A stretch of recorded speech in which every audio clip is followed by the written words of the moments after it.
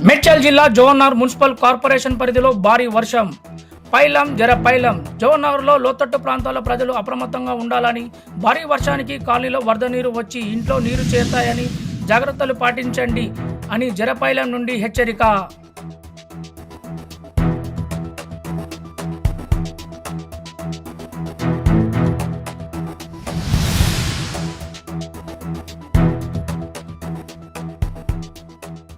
మేడ్చల్ జిల్లా జోహర్నగర్ municipal corporation పరిధిలో భారీ వర్షం.